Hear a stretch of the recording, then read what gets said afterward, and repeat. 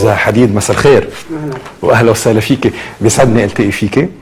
الحقيقه كانت الحلقه معده ومجهزه باللغه العربيه، لكنك فضلتي الحوار بالانجليزيه. رح ارضخ طبعا لطلبك، وعلى شاشه صغيره رح نشوف الترجمه الفوريه. زها حديد, every time they mention your name, the expression Iraqi born architect is also mentioned. Yeah, it's always How do you bothered explain me. it? It's always puzzled me. I mean, I think Is it they racism? don't know whether. No, I think they don't. It's ambiguous whether I'm Iraqi or British. Whether they should say I'm British architect or Iraqi architect. So Iraqi born is safe thing. But what do you consider yourself to be? I'm an Arab. I'm an Iraqi. But I live here. I mean, I can't avoid this issue that I'm, well, I can't say I'm Brit English because I'm not half English. I'm just live here. I see myself as a Londoner, really. I live in London. I've lived in London for 30 years. I see myself as a Londoner, and I enjoy living here. I also have my memories in Iraq, and I speak Arabic, and all that. But not tonight. Because I get, I don't know the technical terms. I've been asked many times, and I refuse many interviews because they're in Arabic. Not because I can't speak it, but because I don't know the terms, and I, switch between Iraqi and Lebanese, and I sound funny. In Rome, I was mobbed when I was there for my show 6 months ago. My office people were there; they were all shocked. They couldn't believe it. I was shocked. So I really to kind of keep myself in the reality realm, I don't think about it in this way. It always surprised me. In London, you don't have any of these things. If I lived in anywhere else, it would be a constant reminder of these situations. But in London, nobody cares. It doesn't matter what you are. And that's one thing which is nice about it, is that you can carry on with life as usual. Zaha, after 25 years in this profession, are you making real money?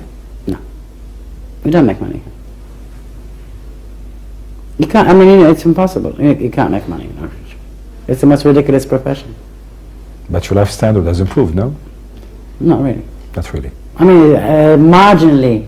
It's very marginal. You don't have luxuries, really. I could, if I don't put money back in the office, I can have much better life. We make decent money, but it's not, we're not making enormous profit.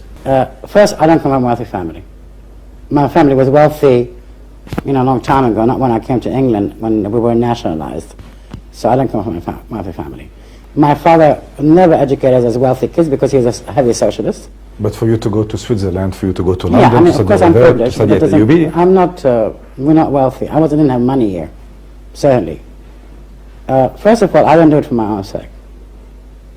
It's like going to anybody with a bit of a brain, let's say a bit of a brain, and saying you have to give everything up because the others want you to become a prostitute. So you do what others want. That's more legitimate than being ideological. How did you live for the first 15 years? I taught. I was teaching here. Was it enough for you? No, it was all right. You did it with the same standard you used to? No. Was it hard? I had a great time. Did you cope easily? Yeah. Life has always been easy on you and with you? No, I think that in life you don't need too much. You need friends, and you need to do what you like doing, and enjoy that. And I work very hard. I've seen the world. I've been everywhere. I can travel. I can do everything. What about your purposes? What about your demands? What about your needs? The luxury ones? I didn't need to have yachts and hundreds of houses and dribbling in diamonds to be happy. But you do live as a diva. No, I live a very modest life. You have many excessives, you have many caprices, you're over-demanding, and you want them to be fulfilled, all those caprices. For example, when you came to Lebanon in 1997 to give those two famous conferences, they had to change your suite twice, once because of the color of the walls, and the second time was because of the bad audio sound system. Isn't that a diva behavior? No, I had a room which I didn't like to start with. You didn't like the color of the walls? Well, it's nothing to do with diva. I want to be and a comfortable bed. But they also invited me to Lebanon. They did the worst thing to me. I stayed 2 days later, which I had to pay for. That's not a Libyan behavior, is it? They invited me to Beirut. They paid for 5 nights, but because I couldn't fly till Sunday, I had to pay for the 2 nights. Yeah. So don't talk about diva in this situation. You know, it wasn't worth it. I slept all the way there, gave 3 lectures. So I didn't make a big fuss about that. This is the first time I mention it, but I would like it to be on the air. Are you happy? What is happiness? What is it for you? I mean, it's a teenager's paradise, you know, happiness. Be wandering around, you know. And dreaming. Well, no, I mean, people just like wandering around like, you know, are you happy? I mean, you know, I could be happy one day, I could be not happy the next day. You know, I mean, I'm so overwhelmed with work, and I'm always working, and I'm always in the office, and traveling, and giving lectures, and teaching, and everything. I really have very rare moments that I sit down and think, am I happy? What about your private life, your life? You think about it? I don't think of my private life. It's my life, you know. Private life, office life, work life, it's all intertwined. You know, it's not a compartments. You know, I think that some people, when they work from 9 to 5, they go to work, they go to 9 to 5 at home, they switch off work and they go to work, to home, and they have their family life or whatever the life they have, and they sleep and they wake up and they start with another life. In your case? I don't have that situation. It's all one continuous reel of film. Do you owe anything to anybody? Yeah, I think I owe a lot to quite a few people. I mean, I owe a great deal to my family.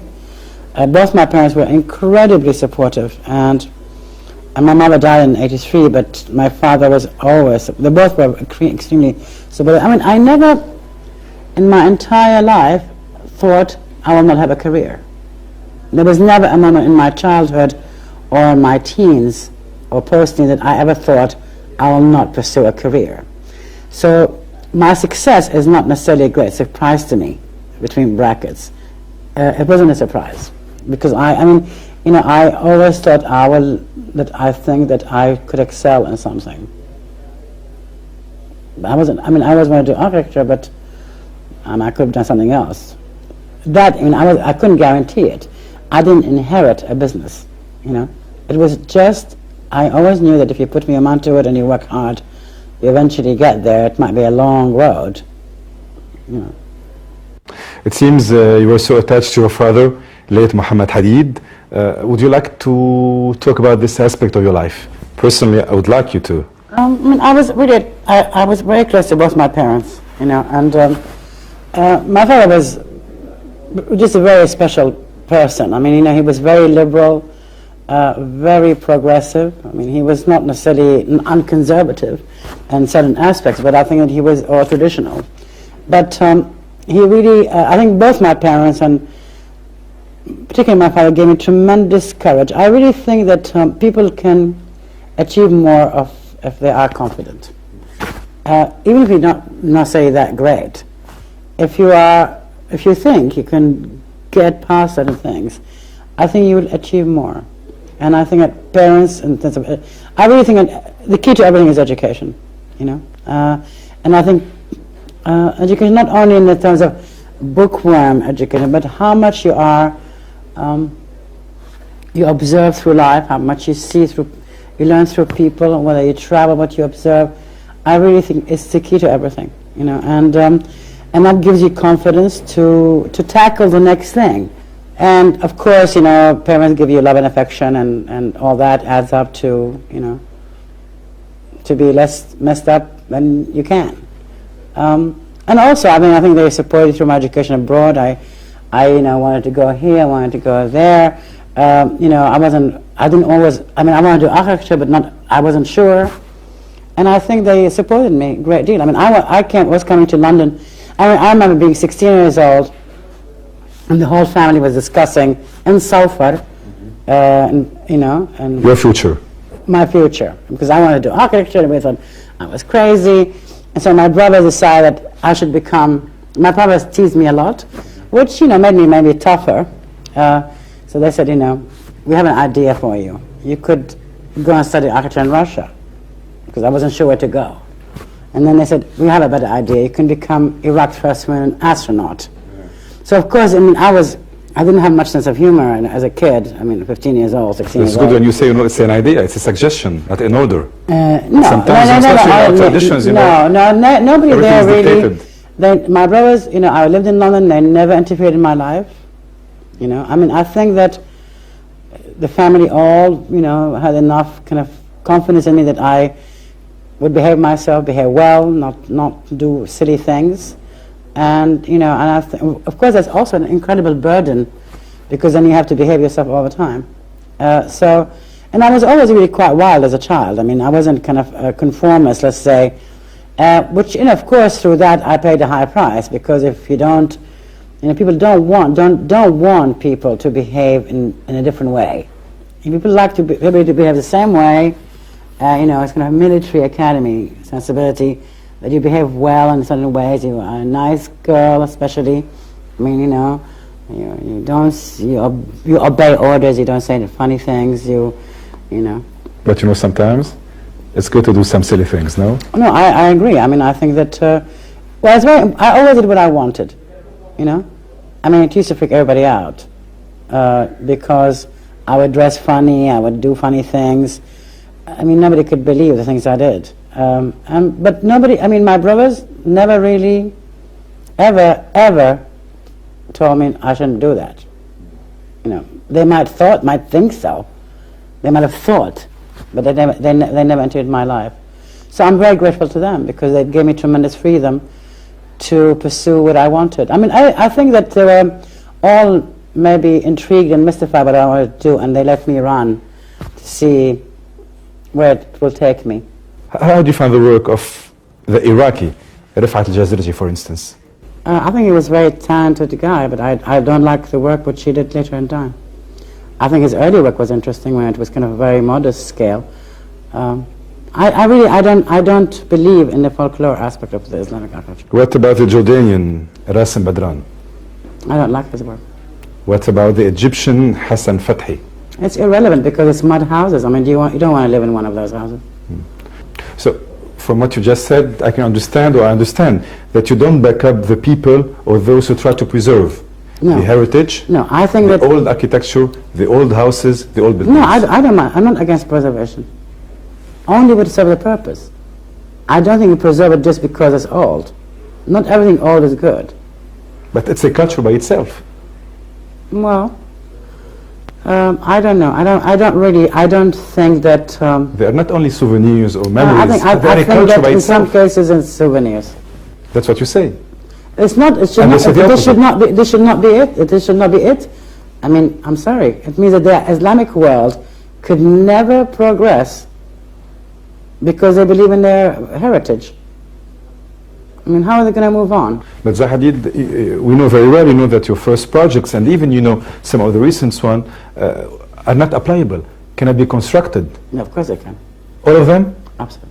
Absolutely. Every time when a project is done with the top engineers in the world, and there's no reason. It's only, bloody-mindedness or stubbornness or economy maybe, or psychological. They cannot be achieved through that. But they're not all functional. They're all functional. زاها حديد، أنا بتشكرك حقيقة لهاللقاء والحوار الشيق.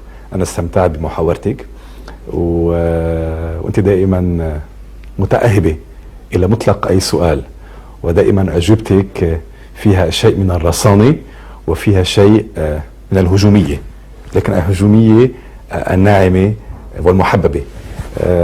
بتحبي تختمي هاللقاء على ذوقك، بتحبي تقولي شيء بنهاية هاللقاء باللغة العربية؟ No, just thanks. شكرا. أنا بقوله بالعربي، اللبناني بقوله ميرسي. بس؟ زاها حديد، شكرا أصدقائي المشاهدين، شكرا لمتابعتكم، شكرا لوفائكم لهذا البرنامج.